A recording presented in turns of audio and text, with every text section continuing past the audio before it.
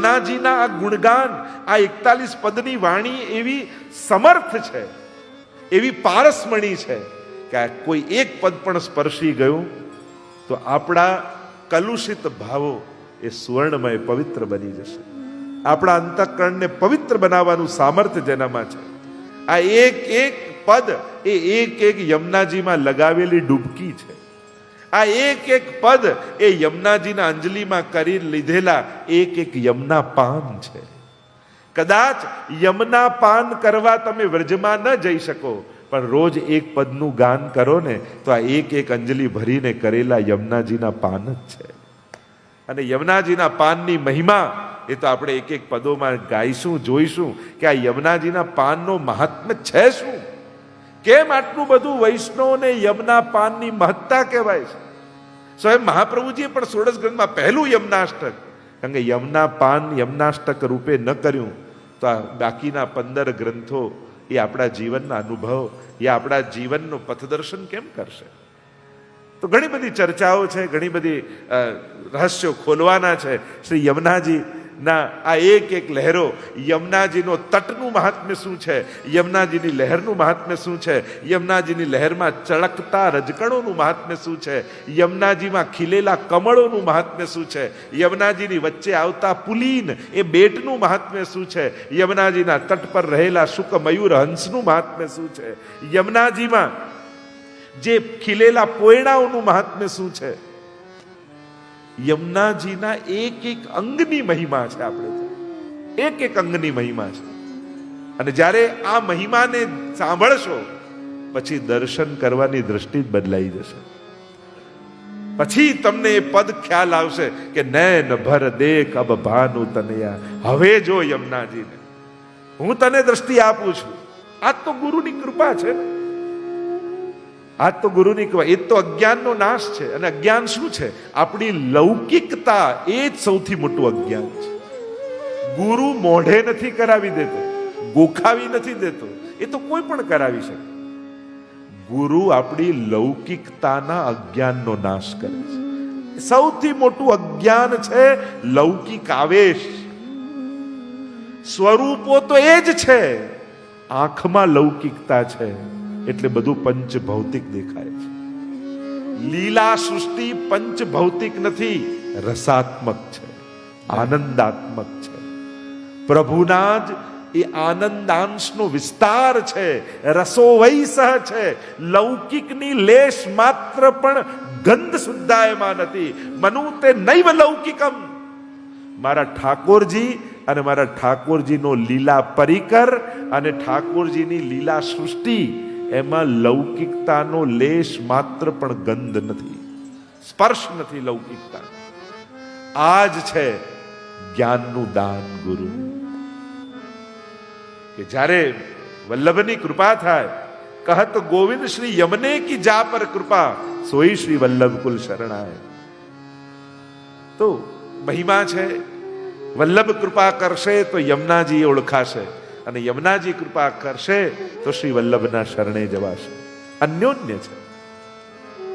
आइए प्रवेश करते हैं यमुना जी के 41 पद में. આપણે યમુનાજીના આ 41 પદોના ગાન કરી વ્યક્તિમાંથી વૈષ્ણવ અને વૈષ્ણવમાંથી વ્રજભક્ત બનવાનું છે. તો વ્યક્તિમાંથી વ્રજભક્ત સુધીની યાત્રા એ આ 7 દિવસની 41 પદ ગુણગાનની યાત્રા છે.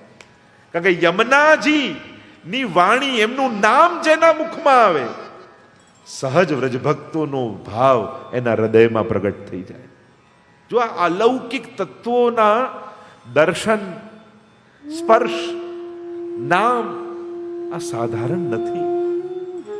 આપણા લૌકિક દેહને આ સ્પર્શ થતાની સાથે તનુ નવત્વ મેતાવતા, તનુ નવત્વનું દાન કરનારા છે. એટલે કે એવો દેહ આપનારા છે કે જે દેહ થકી અલૌકિક એવા પ્રભુનો અનુભવ થઈ જાય. તો શ્રી યમુનાજીના આ 41 એક એક પદ આપણી અંદર અલૌકિકતાને પ્રગટાવશે. જો વ્રજવાસી 2 પ્રકારના હોય. એક જે વ્રજમાં વાસ કરે એ વ્રજવાસી, અને બીજા એવા હોય જેના હૃદયમાં વ્રજવાસ કરતું હોય એવા વ્રજવાસી. તો આપણે વ્રજમાં જઈને તો વાસ નથી કરતા, પણ આ 41 પદના માધ્યમથી વ્રજને આપણા હૃદયમાં વાસ કરાવી લઈશું આપણે. તો આઈએ यमुना जी के इस 41 पद में पहलू पद पिय संग रंग भरी करी कलोले. प्रथम पद में श्री हरिराय महाप्रभु जी एक दिव्य दर्शन करी रहा है. आ प्रत्येक पद ए क्यांक ने क्यांक कोईक ना अनुभवनी अभिव्यक्ति छे. जे अनुभव्યું એ જ ગાયું છે અને એ જ ગવાયું છે. મહાપ્રભુજી સ્વયં આજ્ઞા કરે છે સુબોધનીમાં ગોપી ગીતના, અંતસ્થિતો રસ પુષ્ટો બહિશ્ચેન વિનિર્ગત તદા પૂર્ણો નૈવ ભવેત ઇતિ વાગ નિર્ગમસ્તથ. અંતઃકરણમાં પ્રગટેલો રસ જ્યાં સુધી વાણી દ્વારા નિશ્રિત ન થઈ જાય ત્યાં સુધી અધૂરો છે. એટલે જ્યારે જ્યારે આપણા આચાર્યોએ કે ભગવદીઓએ જે જે રસાનુભવ કર્યા, પ્રગટ લીલાના દર્શન કર્યા, એ સહજ એમના હૃદયમાંથી ઉદ્ગાર રૂપે પ્રગટ થયા છે. આ આમની રચના નથી, આ એમના હૃદયમાંથી પ્રગટેલું પદ છે. પદના પ્રાગટ્ય થાય છે, રચના નથી. શ્રી હરિરાય મહાપ્રભુજી દર્શન કરી રહ્યા છે. પિય સંગ રંગ ભરી કરી કલોલે. શ્રી યમુનાજી, અને યમુનાજી એકલા ક્યારેય નથી હોતા, હંમેશા ઠાકોરજીની સાથે હોય છે. અને એટલે જ યમુનાજીને ક્યારે વિયોગ અને વિપ્રયોગ નથી. તમે ક્યાંય યમુનાજીના મુખમાંથી નીકળેલા એવા ઉદ્ગાર નહીં સાંભળો કે જ્યાં ઠાકોરજીનો વિયોગ કે વિપ્રયોગ કરતા હોય. અખંડ સૌભાગ્યવતી છે અને અખંડ સંયોગવતી છે શ્રી યમુનાજી. એટલે આપણે જારીજીમાં લાલ વસ્ત્ર આદિ લપેટીએ, કારણ કે યમુનાજીનું સૌભાગ્ય અખંડ છે. અને એટલે જ ભાગ્ય સૌભાગ્ય શ્રી યમને જ ઉદેય. કારણ કે કોણ આપી શકે સૌભાગ્ય? જેનું સ્વયંનું સૌભાગ્ય હોય. જેના જીવનમાં દુર્ભાગ્ય આવવાનું હોય યા દુર્ભાગ્ય ભોગવવાનું હોય, એ બીજાના ભાગ્યને ક્યારે બદલી શકવાનું સામર્થ્ય રાખતા નથી. જો આ દુનિયાનો માણસ કોઈને મદદ કરી શકે, સુખી ના કરી શકે. કારણ કે પોતે સુખનો સર્જક નથી, ભોગતા. જીવનમાં આવેલા સુખને માણસ ભોગવે છે, સુખને સર્જી શકતો નથી. તો શ્રી યમુનાજી સ્વયં સૌભાગ્યની દાત્રી, એટલે ખંડ સંયોગવતી અને સૌભાગ્યવતી. પિય સંગ રંગ ભરી કરી. જો શરૂઆત જ પિય શબ્દથી થઈ, કારણ અહીંયા પતિ સાથે નથી, પિય સાથે છે, પ્રિયની સાથે છે. એ વાતની પણ ચોખવટ કરી દઉં આ ક્ષણે કે દ્વારિકા લીલામાં જે અષ્ટપટરાણી છે એમાં ચોથા પટરાણી કાલિંદીજી છે, અને યમુનાજીનું એક નામ પણ કાલિંદી છે. પણ અષ્ટપટરાણી માના કાલિંદીજી જુદા છે, મહાપ્રભુજી સમજાવે છે. અને આ શ્રી યમુનાજી જે કાલિંદી નામે પ્રખ્યાત છે, એ યમુનાજી જુદા છે. ત્યાં પ્રભુ પતિ છે, અહીંયા પ્રભુ પ્રિય છે, પિય છે. ત્યાં કાલિંદી સમાખ્યાતા વસામી યમુના જલે, યમુના જલમાં હું વસું છું, એમ પોતાનો પરિચય કાલિંદીજી આપ્યો છે.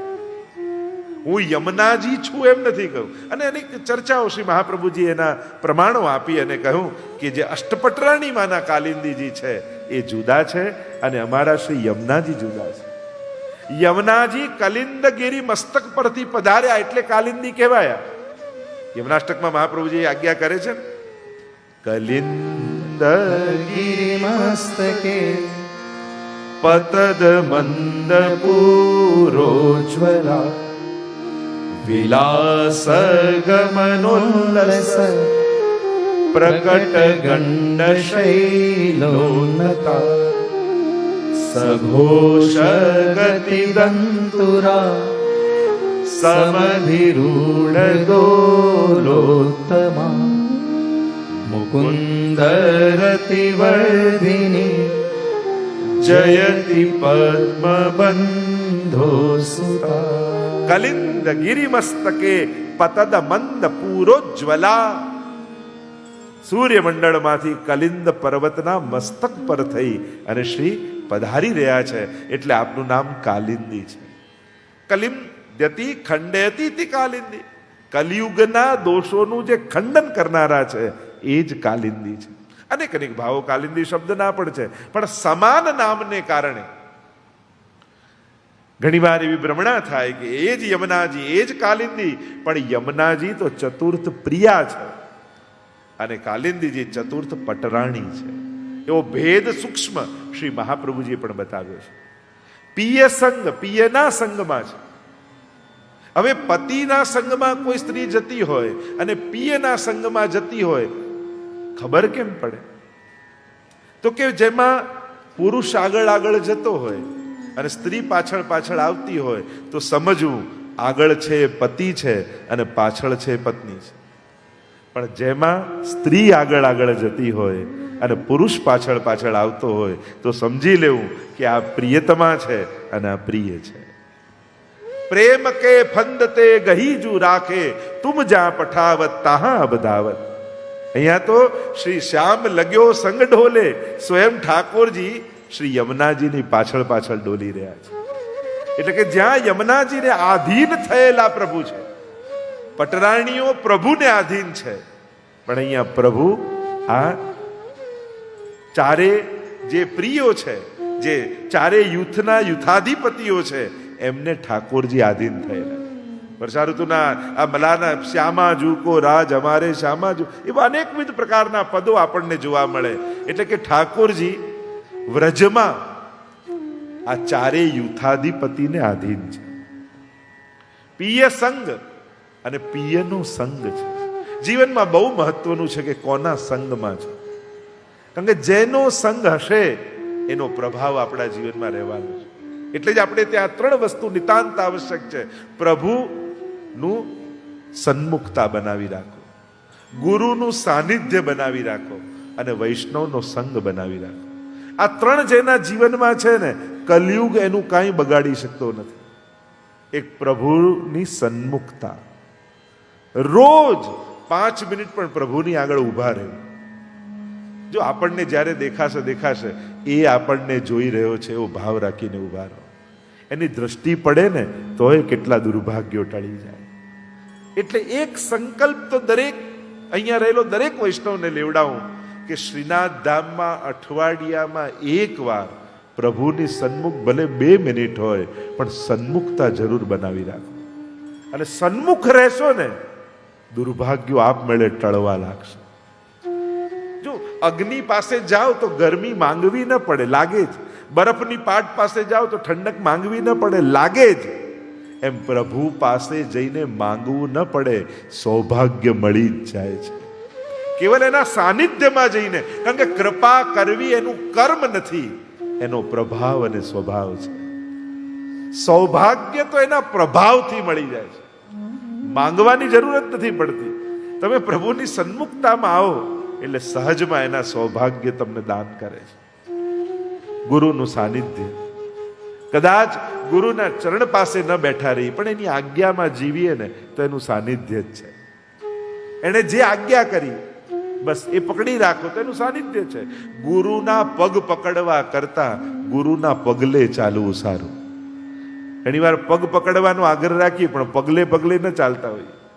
એણે જે પથદર્શન કર્યું, એણે જે માર્ગદર્શન કર્યું, એણે જે આપણને દિશા નિર્દેશ કર્યો, બસ એની ચીંધેલી આંગળીએ આગળ આગળ જાઓ તો ચોક્કસ ઠાકોરજી 2 હાથ ફેલાવીને તમારી પ્રતીક્ષા ચોક્કસ કરતા હશે.